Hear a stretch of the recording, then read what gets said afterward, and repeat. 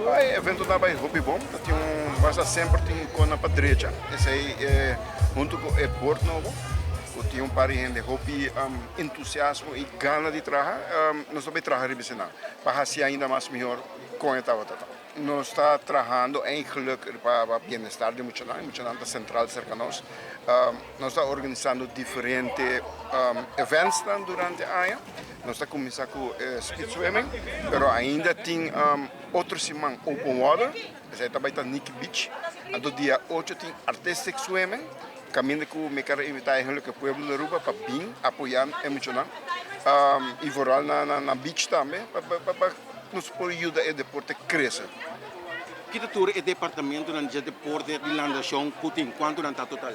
Ok, nós temos artistic swimming, nós temos open water, nós temos speed swimming, nós temos 4 clubes na Aruba, 5 clubes eigenlijk, nós temos 4 na natação e nós temos barracudas, que está bastante para artistic swimming. Você pode falar de artistic swimming, não te quer portar artista ou algo assim, contamos um pouquinho mais ou menos que é tem cada outra. Agora que me também está muito cauteloso, artistic swimming, último viagem como assim é comentário, mas não é waterball that, nada é comigo, mas está mais bem boniteza de deporte, evento não style de waterball that, me conhece. Que planos você está para aqui? Ok, nós temos diferentes eventos organizando.